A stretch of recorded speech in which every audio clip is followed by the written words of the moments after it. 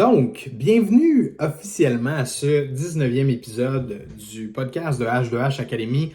Si tu ne me connais pas encore, mon nom c'est Nicolas Aubin. Je suis le président, le cofondateur de H2H avec mon associé, mon collègue Pierre-Luc.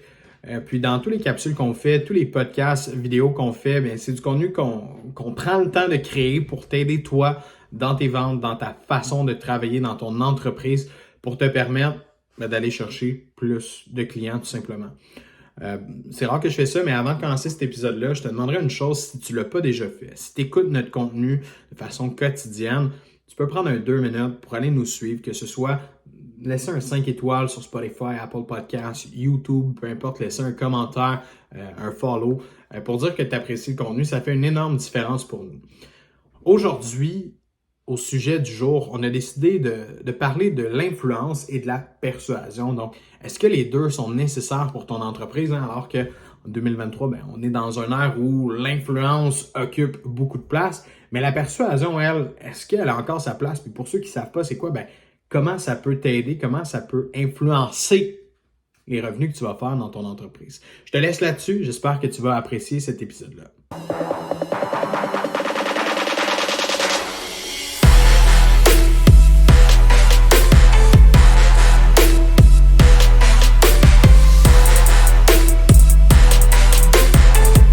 Aujourd'hui, influence et persuasion, c'est important pour moi d'adresser ça parce que dans l'ère actuelle, le marketing d'influence prend tellement de place, on le voit tellement partout. Puis quand je dis marketing d'influence, je parle bien sûr de la création de contenu. Les influenceurs, on les appelle les créateurs de contenu maintenant. Les deux termes, je pense, fonctionnent, mais créateurs de contenu, c'est plus juste du fait que c'est de créer beaucoup de contenu pour engager notre audience, engager nos supporters, nos followers à travers ça pour que les gens s'abreuvent de notre contenu puis soient continuellement en train de regarder, de rentrer dans notre vie, dans notre day-to-day, voir qu'est-ce qu'on fait pour s'attacher à nous. Donc, la place que ça prend dans le marketing et dans les ventes, parce qu'on s'entend qu'il y a un objectif commercial derrière ça, right? Les gens ne font pas ça juste pour le fun. Il y en a que oui, mais ça finit toujours par être commercial. Il y a quelqu'un qui va t'approcher, qui va dire « Hey, je veux ton audience, puis j'aimerais ça vendre de quoi à travers ton audience. » Il y a quelque chose à faire avec ça. Ouais, exact. La monétisation de l'influence versus la persuasion, quelle variable a plus de place, quelle a le plus de chances de te faire réussir en vente? Est-ce que c'est une conjugaison des deux? Aujourd'hui, je trouve vraiment que c'est intéressant de venir démêler un peu comment chaque variable peut influencer positivement ou négativement. Puis c'est quoi les facteurs de risque associés à l'utilisation de l'influence ou juste de la persuasion ou un peu des deux, là, en fait. Là. Donc, je trouvais que c'était très à point là, d'attaquer un sujet comme ça aujourd'hui. Je tiens à dire que c'est notre opinion à nous, puis comment qu'on voit les choses à travers ça. Ça peut être différent à tellement de niveaux, là, selon ton entreprise, selon ce que tu fais, selon t'en es rendu où, selon ton audience. Il y a comme beaucoup de variables, mais je trouve ça intéressant de discuter des concepts parce que c'est pas tout le monde qui voit l'importance, puis les risques, puis la réalité du marketing d'influence. Puis c'est pas tout le monde non plus qui comprend la force puis le pouvoir que la persuasion peut avoir aussi dans ta structure, dans ta stratégie de croissance dans ta business, parce que quand tu es capable d'avoir ça, définitivement, tu as une emprise qui est quand même forte, qui te permet de vendre, qui te permet de générer des ventes. Ce matin, je trouvais que c'était vraiment un beau sujet à aborder, moi aussi. Si on parle de marketing d'influence, pour commencer, parce que je pense que tout le monde est assez intéressé, puis tout le monde le voit, veut pas. Je ne sais pas si tu es d'accord avec moi, mais on dirait qu'une année, on ne sait plus où ça arrête. Tout le monde peut faire du marketing d'influence. Aujourd'hui, tu as quelqu'un qui est out of nowhere, il n'y a rien à vendre, mais oups, 3 mois plus tard. Ça me fait bien penser au monde qui font occupation double. Ils sortent après 3 mois à avoir été dans nos télés pendant 3 mois. Puis là, ce sont des nouveaux influenceurs, ils ont une audience de 100 000 personnes, puis boum, ils monétisent en sortant de là. L'objectif d'aller à occupation double pour bien du monde, c'est rendu ça, veut pas aussi. Aujourd'hui. Ah, c'est ça. Avant, c'était différent, mais aujourd'hui, c'est quasiment ça. Je m'en vais à occupation double, puis je sais qu'en sortant de là, j'ai une audience, puis je peux la monétiser pour X, Y affaires que j'ai à faire. Je trouve que l'accessibilité à ça est de plus en plus facile, difficile à la fois, parce qu'il faut créer du contenu, mais genre dans des situations comme ça, occupation double, où des gens qui font de quoi de viral, puis whoop, ils tombent connus d'un coup, puis qui sont capables d'influencer. C'est fou, là, le pouvoir que ça a. Ouais.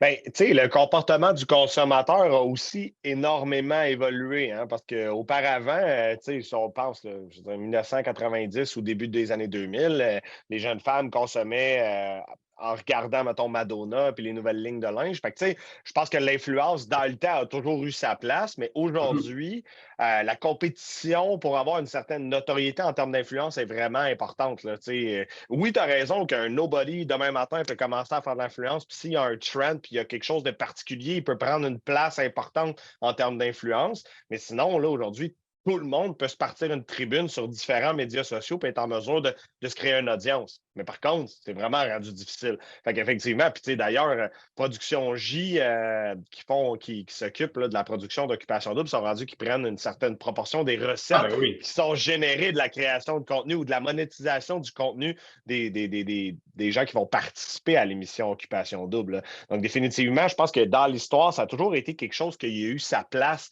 d'important dans la façon dont les gens vont consommer. Alors, le comportement du consommateur est définitivement influencé par ces personnes-là qui rayonnent, qui ont une certaine aura dans leur consommation, puis qui expliquent comment ils consomment, comment ils utilisent certains produits.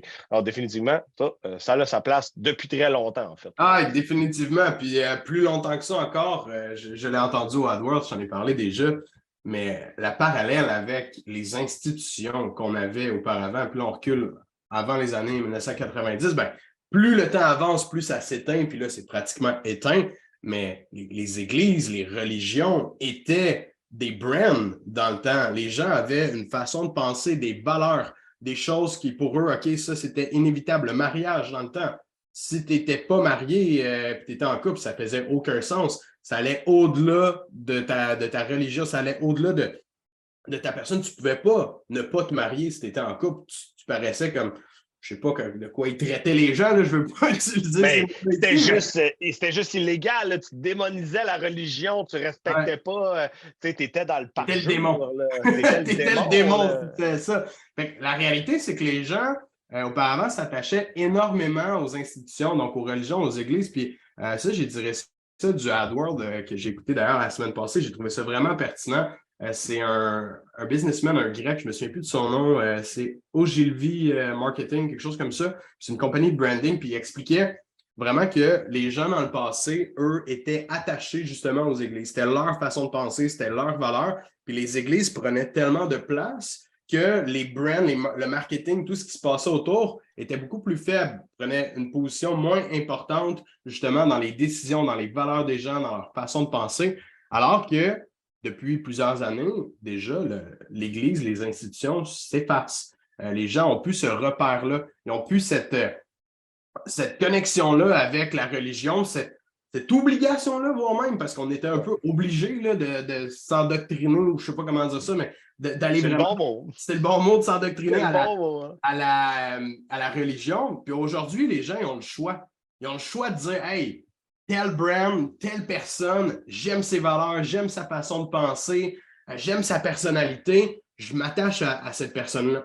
Puis, ben, ce qu'elle a dit, ben, moi, je vais le répéter aux autres. C'est un peu ça, un brand, c'est un peu ça, un bon marketing. C'est que les gens s'accrochent tellement, pas juste à l'entreprise, mais à l'image, aux valeurs, à tout ce qui tourne alentour de l'entreprise, à toute l'aura, comme tu l'as mentionné tantôt, que ça crée vraiment ce que l'Église faisait dans le temps. Ça crée un petit culte, hein? Puis les gens sont comme, moi, c'est ma gang, puis je suis toujours avec eux autres. Ouais. Même si on s'en rend pas nécessairement compte, c'est ça que ça crée, tu sais. Je pense à ma blonde qui écoute toujours, mettons, les mêmes genres de podcasts, les mêmes affaires. Elle me parle de ça tout le temps, puis ça fait partie de son quotidien, mais c'est hors de simple.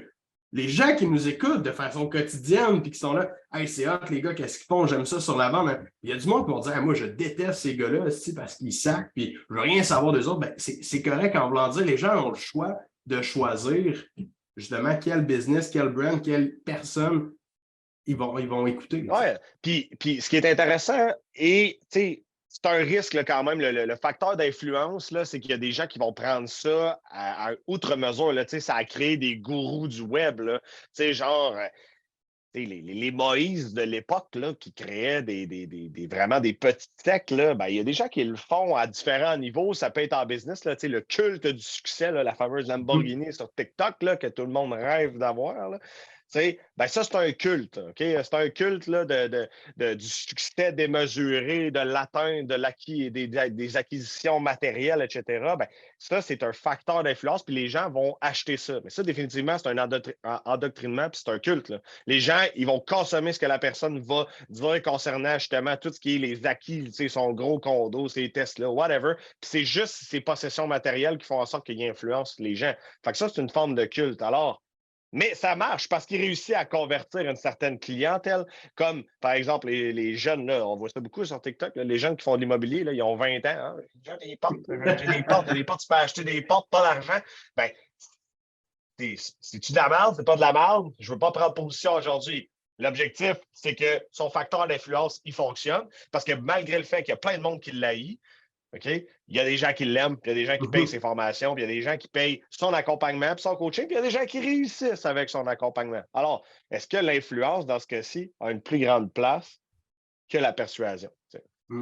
Je pense qu'il n'y a pas de réponse à ça à l'heure actuelle. En tout cas, moi, je n'en ai pas personnellement, là, puis je n'ai pas de statistiques pour dire oui, ça c'est plus fort un que l'autre. Mais il y a des risques au marketing d'influence que tu n'as pas quand tu es plus dans la vente persuasive, le marketing de persuasion. Les risques du marketing d'influence, pour moi, c'est important de les comprendre quand tu te lances là-dedans aussi. Puis on le voit tellement là, ces temps-ci, la cancel culture, là, les gens qui sont comme hey, il t'a dit telle affaire. J'ai entendu dire ça pour cette raison-là, je te unfollow, puis j'achète plus rien de toi, je veux plus rien savoir. Ça démontre aussi la facilité que les gens ont de changer de brand. Tu sais, avant, là, tu pouvais décider de passer de catholique à, je sais pas moi, bouddhiste, si tu voulais, peu importe. Mais tu peux décider de changer de religion, mais ça paraissait mal en tabarouette là, que tu changes de religion. Tes amis, ta famille, les gens autour de toi, ils allaient te renier pratiquement parce que tu changeais de religion, tu allais te faire lancer des tomates. Aujourd'hui, si tu dis, hey, ce brand-là, que je suis attaché à ce brand-là depuis des années, depuis des semaines, pour X raisons, ils ont dit telle affaire, moi je décide de dire fuck that, ce brand-là. Ben, c'est très simple. Il n'y a personne qui va te juger, il n'y a personne qui va faire comme hey, pourquoi tu ne suis plus telle personne? On s'en fout. C'est rendu du vent, c'est volatile. Si tu fais une erreur, si tu dis un petit affaire, tu peux perdre une grosse portion de ton audience, tu peux perdre beaucoup de gens qui vont se détacher de toi. Puis les risques que ça encombre, tout ça, ben, si tu bâtis ta business là-dessus et tout ton succès repose que sur ton influence, ben, demain matin, tu peux te péter à la gueule et plus jamais avoir de vente. Il y en a du monde là, qui se sont fait. Cancel, on peut penser à Julien Lacroix, là, mais on parle de c'est agression sexuelle, exactement. C'est un peu plus trash. Là, mais... C'est un peu plus trash, mais ça reste que toute sa carrière était basée sur son influence puis qu'est-ce qu'il dégageait. Il a fait une grave erreur. Son influence est brûlée comme d'autres personnes. Tu as Éric Lapointe, lui, a fait ça, mais il y a encore comme. Il y a une clientèle plus vieillot, si on veut, qui, eux, sont fidèles puis qui vont toujours continuer à l'écouter pareil, puis ils s'en foutent, puis ils vont continuer. Michael Jackson, all the same, en voulant dire à quel point il y a des gens pour qui ça va être très fragile, des erreurs, des choses dans votre parcours que vous allez faire qui vont vous brûler puis qui vont à jamais détruire votre business, votre brand, votre entreprise. Autant que le trend de l'influence là, a pris vraiment une proportion importante dans la façon dont on fait de la business, moi, honnêtement, la cancel culture, c'est ce qui me fait le plus peur. Parce que moi, là, dans la vie, je n'ai jamais eu de business parce que je m'affichais publiquement, là, comme on le fait là, podcast, TikTok. Tu sais, j'ai des opinions assez polarisées. Toi aussi, tu as des opinions polarisées, mais je fais toujours vraiment attention à jamais cross the line, tu sais, je veux dire, s'il faudrait qu'on fasse un commentaire transphobique ou bien, tu sais, à l'encontre là, de la communauté LGBT+, là, tu sais, souvent, genre, juste une joke qui serait prise hors contexte, qui pourrait revirer contre nous, puis qui pourrait, genre, nous mettre, tu sais, dans le mal, puis justement, de se faire cancel. Puis on le voit de d'autres entrepreneurs qui ont dit une phrase qui est prise hors contexte, ils la réutilisent, ils la mettent dans un TikTok, puis boum, ils passe aux nouvelles. Ça passe aux nouvelles parce que c'est pris hors contexte. C'était vraiment quelque chose qui me fait peur dans notre business. Puis c'est une approche que je pense que c'est un risque qu'on n'a pas le choix d'exposer aujourd'hui. Faites attention à ce que vous dites si vous vous affichez publiquement. Puis je lisais cette semaine dans les journaux, là, le jeune homme, je nommerai pas son nom, le jeune homme qui fait des TikTok, qui dit qu'il est millionnaire dans sa Lamborghini. Ben fuck! Revenu Québec, ils font rien que ça, checker les petits gars puis les petites filles qui font 1 million, puis ils sont allés targeter, puis ils ont trouvé où est-ce qu'ils pouvaient l'attaquer, tu sais. Fait qu'ultimement, il faut faire attention à ce qu'on dit dans le marketing d'influence ou dans le brand awareness quand on veut glorifier sa personne puis être reconnu comme étant une personne qui a quelque chose à proposer ou qui a une valeur aux yeux des autres, qui peut enseigner quelque chose. Il faut faire attention dans la façon dont on témoigne, dont on enseigne les choses, parce que ça peut jouer contre nous. Ça, à l'époque, c'était pas tant le cas. Aujourd'hui, là, c'est sensible. Mais je pense que ça paraît beaucoup. Tu sais, les gens, justement, qui montent un brand, puis qui ont une forte position, une forte personnalité, puis qui réussissent à accrocher beaucoup de monde. Puis là, je dis les gens, les entreprises aussi, là, ça rentre là-dedans, mais qui sont malhonnêtes ou qui ont des mauvaises intentions derrière ça, ça va toujours finir par se faire découvrir. Ça va toujours finir par sortir au grand jour. Fait que pour eux, ils ont intérêt d'avoir peur en crise, de se faire cancel culture parce que ça les guette au coin de la porte. Tu sais, j'en parlais ce matin sur le TikTok, mais fact is, dans nos communications, moi, dans ma façon de parler, dans ma façon d'être, comment je suis avec les gens, je suis 100% transparent, puis je suis 100% honnête. Puis il y a bien du monde qui ne nous aime pas. Parce que à cause de ça. Ouais, parce que je sac. Toi, il y a bien du monde qui t'aime pas parce que Chris Pell est ben trop rough. Puis, tu sais, des fois, il n'y a pas de savoir-vivre. Ouais, mais Chris, tu dis les vraies affaires en pleine face des gens. Qu'est-ce qu'ils ont besoin d'entendre pour que leur business aille mieux? Pas pour les flatter dans le sens du poil et dire ça va bien aller, ta business, ça va être correct. Ben non, tu sais, on est polarisant justement à notre façon, comme tu l'as dit tantôt. Mais la raison pour laquelle on n'aura pas de crainte ou de problème face à ça, c'est parce qu'on est tout le temps transparent, honnête, puis on n'a pas peur de se cacher notre identité. Mais les gens qui jouent justement à ça, puis qui fake ou qui scamment le monde, tu sais, pour revenir des fois sur des trucs que tu mentionnais tantôt, des gens qui sont fraudeurs ou qui n'ont pas d'intégrité dans leur façon de travailler, que l'objectif commercial derrière n'est pas what it seems to be on the screen. Ben, veux pas, demander ça va finir par te péter dans la face. Fait que ce soit, peu importe de où elle va venir ta cancel culture, elle va finir par frapper un jour. Oui, puis la réalité aussi, c'est que l'influence, j'ai comme l'impression qu'il va y avoir un due date dans une certaine mesure, parce que les gens, dans la façon de consommer, achètent justement les influenceurs, achètent les créateurs de contenu, là, tu sais. Mais comme cette espèce de relation fake avec la consommation, tu sais, genre, et que ce soit tout l'esthétisme de la femme ou de l'homme, etc. C'est ça que les jeunes, tu sais, l'espèce de recherche de l'hypersexualisation, la recherche de la beauté, etc. Ça va peut-être un jour pivoter, puis ça va être moins là, quoique ça a toujours été. Mais c'est des trends qui sont changeants. C'est ça que j'aime un peu moins dans l'influence. Parce que à chaque 3-4 ans, il y a vraiment des trends, des modes qui changent, puis ces influenceurs-là, ils viennent et ils disparaissent. C'est pas nécessairement du cancel, c'est juste qu'à un moment donné, ce qu'ils ont offert, ça vaut plus rien. C'est intéressant. Peut-être que dans 5 ans, les filles avec les énormes seins et les grosses lèvres, ça pognera plus sur OnlyFans. On le sait pas, tu sais. Là. Mais ça pogne, I guess. Il y en a qui font des gros dollars, ça a de l'air. Mais bon, la réalité, c'est que peut-être que ces influences-là, ils vont changer. Ça va se moderniser puis ça va se modifier. Alors que la persuasion, ça ne va jamais changer.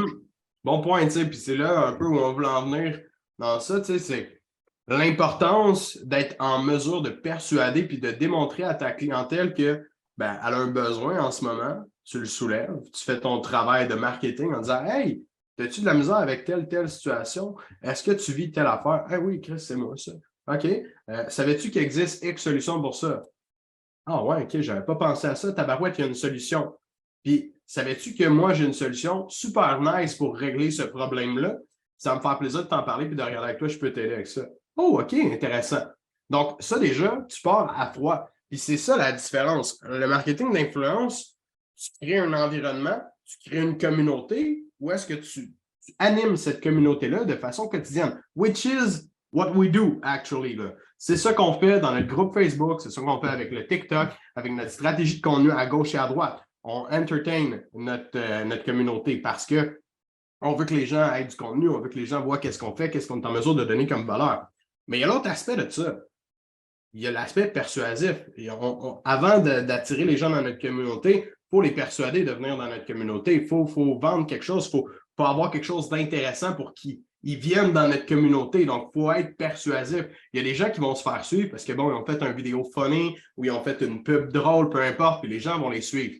Mais quand tu n'as pas de communauté, il faut que tu sois bon, moi, à persuader les gens, faire comprendre qu'ils ont un problème, tu as une solution, et tu es la solution au problème au final. Parce qu'il y en a beaucoup des gens qui n'en ont pas de médias sociaux. Il y a beaucoup de gens qui commencent, sont au début, ne peuvent pas attendre 6 mois que son compte Facebook commence à être actif ou que son TikTok commence à avoir des vues pour commencer à faire des ventes. Si tu es en business et ça te prend 6 mois avant de faire ça, mais clairement, tu ne peux pas en vivre là, parce que ça va être long et ça va être difficile. Donc, le marketing d'influence, c'est un beau projet à long terme.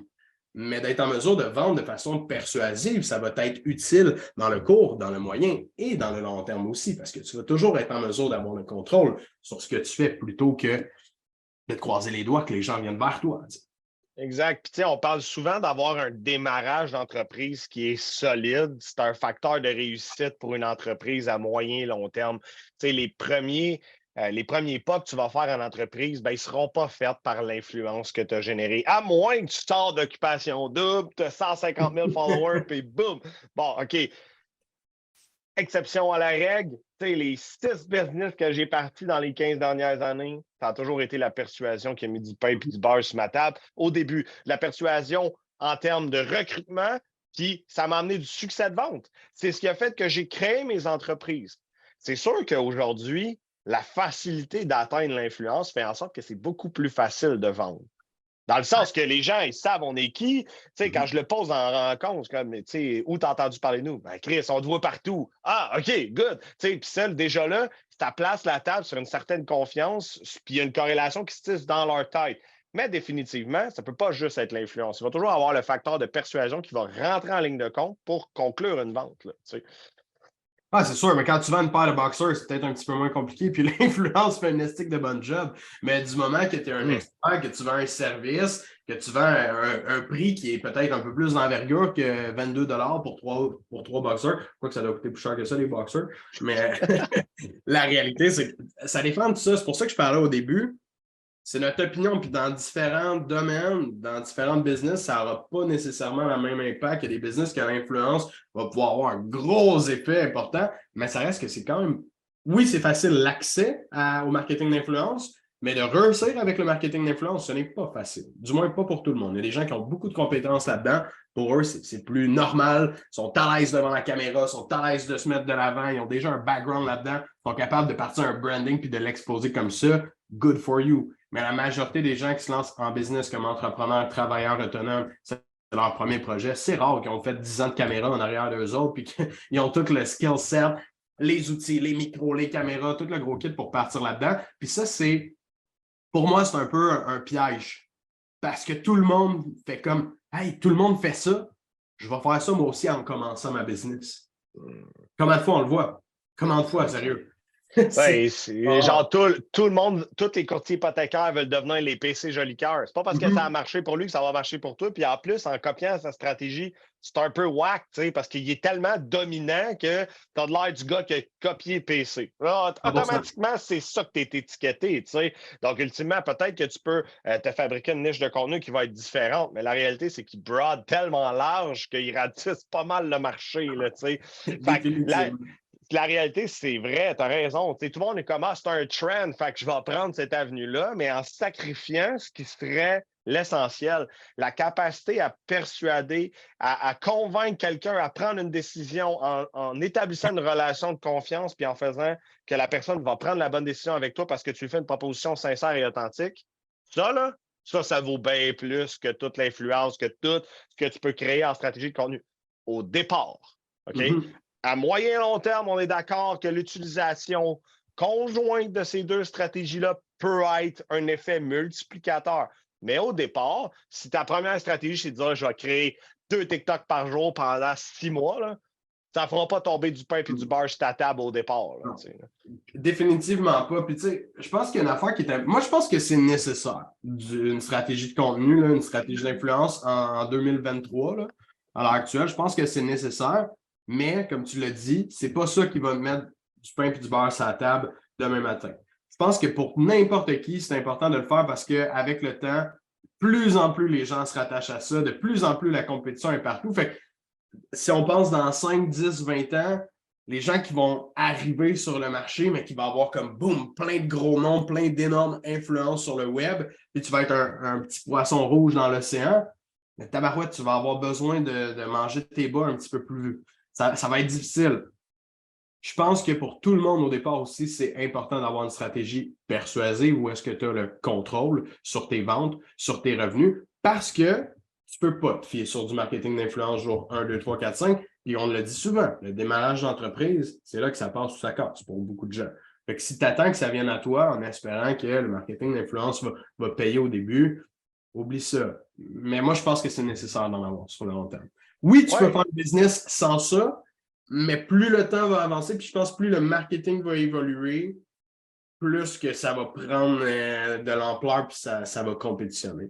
Puis, il y a aussi une raison qui est importante à mentionner. Pourquoi la persuasion, dans ma perspective, elle est plus importante au départ? C'est que si tu veux arriver à faire du marketing d'influence, il va falloir que tu sortes des bidous de tes poches. Parce que toi, ça va te prendre excessivement de temps créer du contenu vidéographique ou des textes ou des blogs ou whatever ce que tu utilises comme stratégie de contenu. Mais ça, là, ça prend vraiment, vraiment du temps parce que pour vrai, la créativité que ça prend pour arriver à créer ça, le temps, les effets de montage, ben, ultimement, c'est pas ta spécialité. Un. Puis deux, c'est sûrement pas ta zone de génie. Fait que si tu écouté les autres podcasts, quand on parle de la zone de génie, aujourd'hui, tu es supposé de savoir de quoi je parle. Et donc, essentiellement, si tu veux être en mesure de mettre en place une stratégie de contenu ou une stratégie d'influence, il va falloir que tu ailles te chercher des gens qui vont t'accompagner là-dedans. Ça prend des bidous. Pour avoir quelque chose qui performe, va t'entourer des meilleurs, va t'entourer de la meilleure agence TikTok au Québec, va t'entourer de la meilleure agence de création de contenu, va te trouver un copywriter.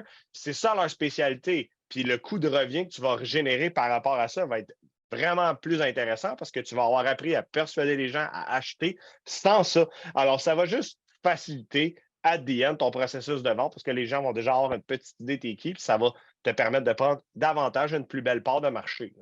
Ouais, puis d'avoir les skills là, pour vendre aussi, là, quand tu es habitué de vendre en persuasion, puis après ça, tu as des leads qui viennent vers toi, genre, c'est comme, oh shit, là, c'est facile. Là j'ai comme aucune difficulté à vendre. Oui, l'influence a un impact sur ça, mais reste que quand tu es agile à parler avec un client, tu es en mesure de bien montrer ta valeur, de persuader les gens, ça rend la job tellement plus facile. Mais, tu sais, il y a un autre, il y a une autre affaire qui est importante là-dedans, c'est que les leads inbound, donc des leads qui viennent vers nous, que ce soit par du marketing d'influence ou toute autre façon, il y a beaucoup de bullshit là-dedans. Là. Peu importe ce que tu fais, là, peu importe ton domaine, le inbound, tu as beaucoup de bruit. Hein? Plein de monde, ah, lui, il veut travailler avec toi, lui, il veut de l'information, parce que tout le monde te trouve cool.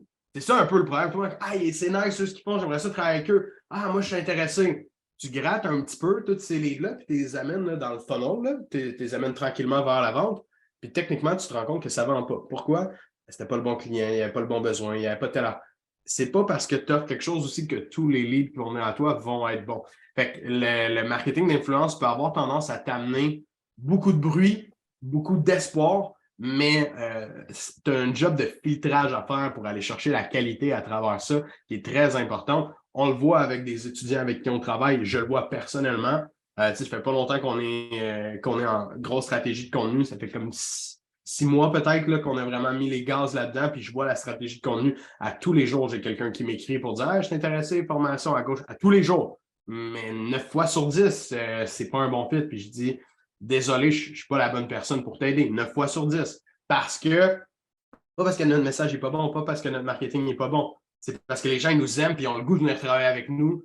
Ils entendent qu'on aide des entrepreneurs, des travailleurs autonomes. Oh shit, ça s'arrête là, ils viennent vers nous. Même malheureusement, on peut pas aider tout le monde. Fait puis ça, c'est vraiment un bon point parce que dans les dernières semaines, voire les derniers mois, on a un seul étudiant qui est venu vers nous puis qui était qualifié.